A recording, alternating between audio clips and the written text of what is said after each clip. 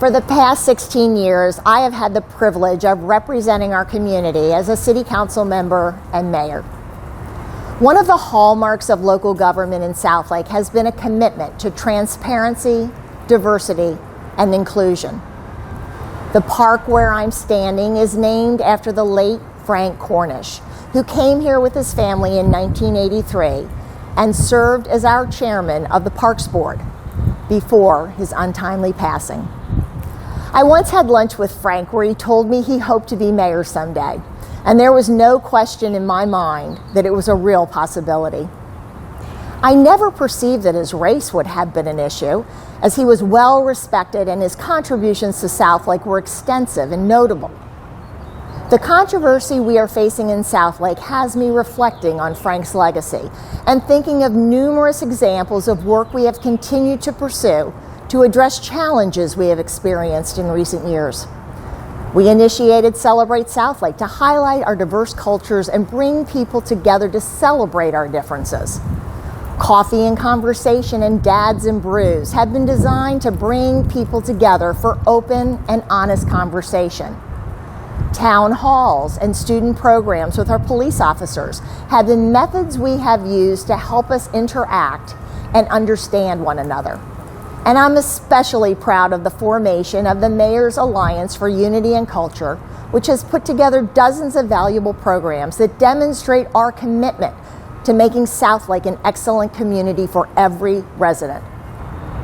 The current controversy surrounding Carroll ISD's effort to create a cultural competence action plan happened in large part because the process lacked transparency, among other issues. A trial court has granted and an appellate court upheld a restraining order based in part on the question of whether text messages sent between trustees prior to their vote violated the Texas Open Meetings Act. The Texas Open Meetings Act protects you, the taxpayer. It is the most basic obligation to our citizens that we, as elected officials, will not deliberate or vote behind closed doors. The courts must be allowed to consider this.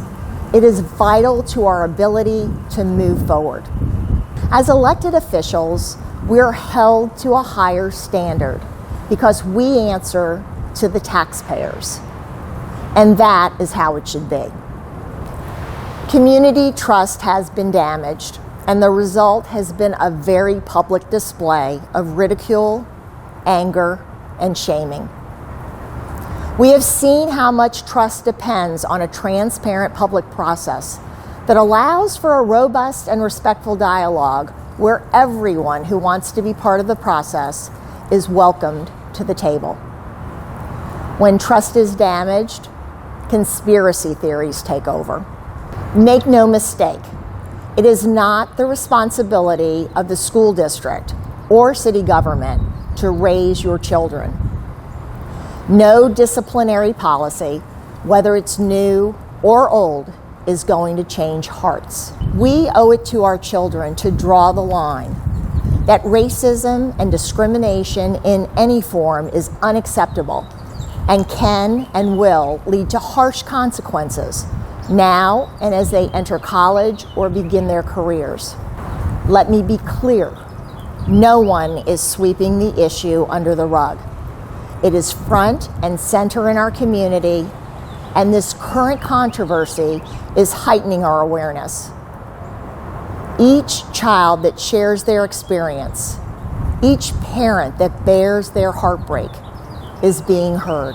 The path forward must include a strategy about how the elected Carroll ISD board will regain this community's trust and calm the bitterness and animosity that has clearly taken root.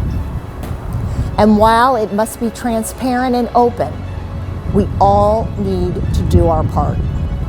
We must be willing to participate, to listen, to give grace, and resist the urge to give up, even when it gets hard. While I respect the school board as a separate government entity, it's vital that they partner with the city to fix the process, re-engage, and earn back our citizens' confidence. We will continue to take community-wide steps to create an atmosphere where neighbors can get to know neighbors. We will continue to host events and conversations where culture is shared and celebrated so that unity becomes part of the fabric of our community.